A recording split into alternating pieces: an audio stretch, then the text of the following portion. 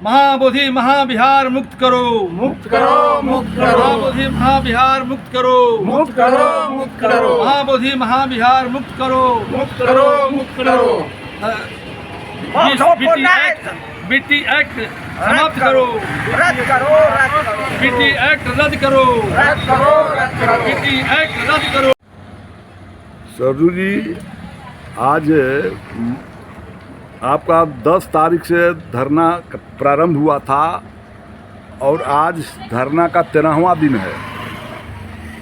क्या अभी तक सरकार या सरकार के प्रतिनिधि या स्थानीय अधिकारी कोई शुद्धि लेने या आपसे मांगों से संबंधित कोई वार्ता के लिए आए? आज तारीख 22 जुलाई 2025 है और धरना का 13वां दिन है और यह सम्राट अशोक बुद्ध विहार, जगदेव चौक, गौतम बुद्ध नगर, अम्बा औरंगाबाद में ये चल रहा है। जो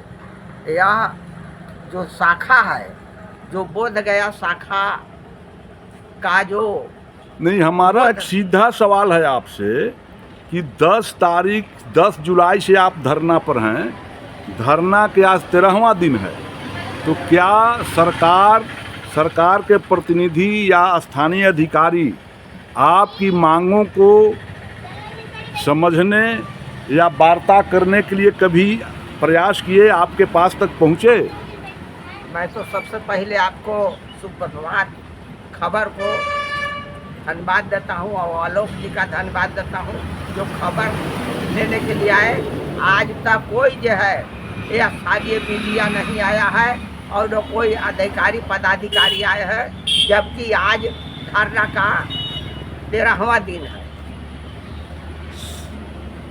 स्थानीय जनप्रतिनिधि, सांसद, विधायक या जो विधायक के उम्मीदवार होने वाले हैं, क्या ये लोग भी कोई शुद्धि लेने के लिए आपके पास तक आए? कोई शुद्धि लेने के लिए नहीं आया, आपके सिवा मीडिया में भी कोई नहीं आया है। तो क्या समझते हैं, आपका ये लोकतांत्रिक के तरीके से शांतिपूर्ण धरना है, तो आखिर आपके धरना को नज़रअंदाज क्यों किया जा रहा है? नज़रअंदाज ये किया जा रहा है कि आज जो ये बुद्ध विहार है उसके बारे में लोग जानता नहीं और जानता भी है तो इग्नोर कर रहा है। इग्नोर किया जा रहा है? हाँ, इग्नोर किया जा रहा है। तो क्या इरोम शर्मिला की तरह लगातार आप धरना पर बैठे रहेंगे?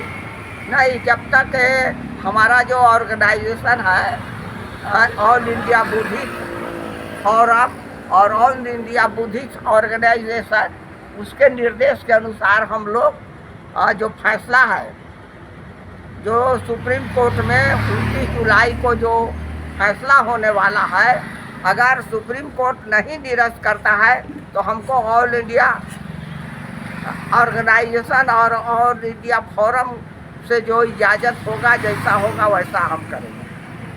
बैजनाथ जी, आप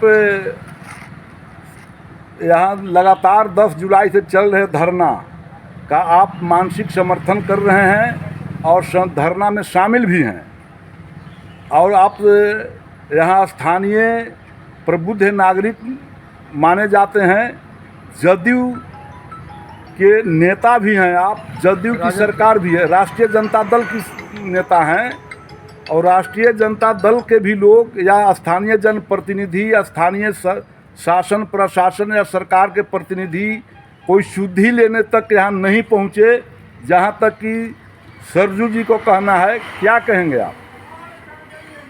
देखिए, ये बात सत्य है कि हम लोग 10 जुलाई से धरना पर बैठे हैं और आज 13वां दिन धरना का हो गया।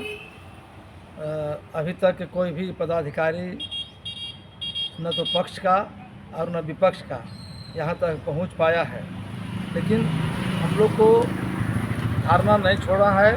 हम लोग जो all India Buddhist society forum जो है उसके निर्देशानुसार हम लोग इस धारणा को कर रहे हैं और यह धारणा 30 जुलाई तक चलना है। हम लोग को जो निर्देश मिला है उसके हिसाब से 30 जुलाई तक हम लोग इस धारणा को चलाएंगे। और हम लोग का प्रयास है कि लोग आपके जैसे पत्रकार आकर के हम लोग के कोई सुधि ले और यहाँ अपने पत्रकारिता के माध्यम से सरकार तक इस संदेश को पहुँचावे कि अम्बा पर जो धारणा चल रहा है उसके बारे में उन लोग सरकार तक पहुँचावे इस बात को। लेकिन ये हम लोग जानते हैं कि हम लोग जो काम कर रहे हैं यह काम कठिन है, क्योंकि आज बौद्ध धर्म को पूरे भारत से जो है इतना दूर इसको फेंक दिया गया है कि आज इसको मानने और जानने वाले लोगों की संख्या बहुत कम है।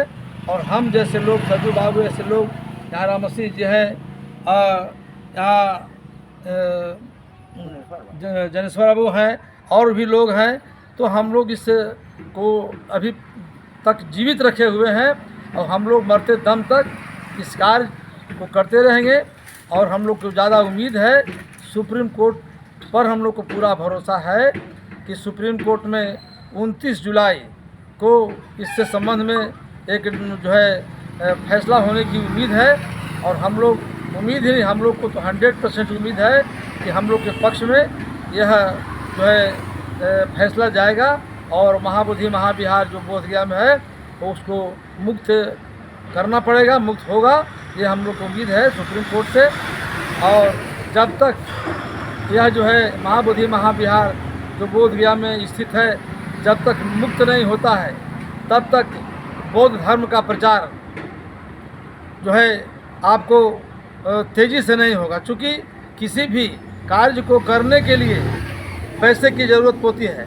तो पैसा आज के डेट में कोई एक पैसा लगाना नहीं चाहता है, दान पुण्य के रूप में। मतलब आपको न्यायालय पर ही भरोसा है? पूरा न्यायालय पर भरोसा है। सरकार और इस व्यवस्था पर कोई भरोसा नहीं रह गया है? भरोसा नहीं रह गया है। अच्छा, एक सवाल है, इरोम शर्मिला जब अपने सवालों को लेकर लोकतांत्रिक तरीके से लगातार कई वर्षों तक अनशन और धरना कर रही थी, तो वहाँ की शासन व्यवस्था उनकी आवाज़ को कुंद करने के लिए, उनके आंदोलन को दमन करने के लिए गिरफ्तार करना, तो तरह तरह के आरोप लगाना किया गया था।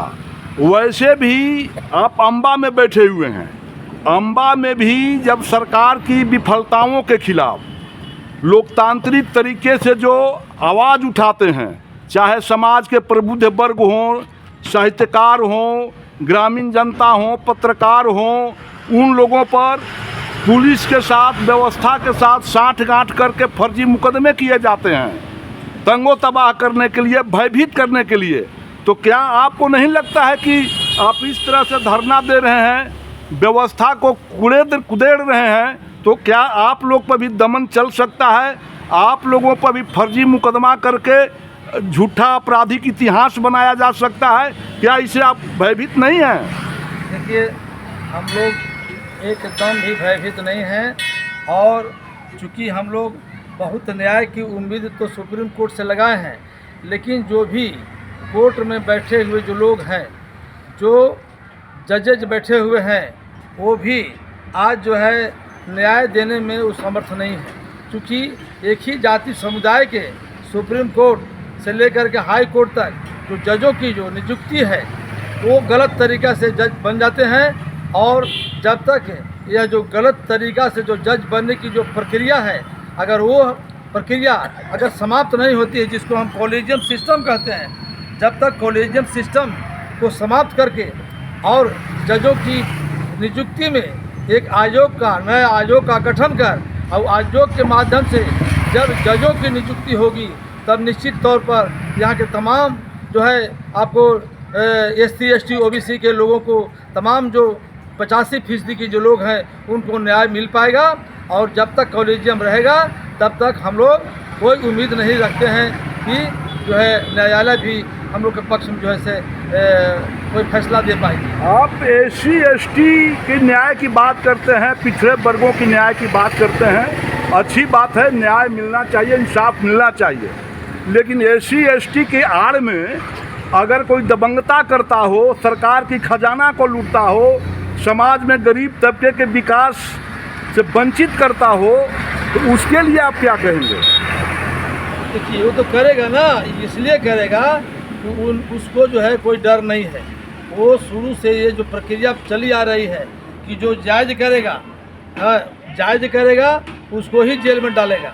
जो नाजायज़ करेगा, चूँकि वहाँ जान रहा है कि हमारे लोग वहाँ बैठे हुए हैं, हम नाजायज़ करके भी जाएंगे तो हमको वहाँ कोई फैसला हमारे ही पक्ष में आएगा, इसलिए वहाँ लोग बैठे हुए हैं। इसलिए जो है, जो लोग आज जो यहाँ के जो तमाम बहुजनों को जो है आज न्याय नहीं मिलने का यही कारण है कि जो है ऊपर में जो न्याय देने वाले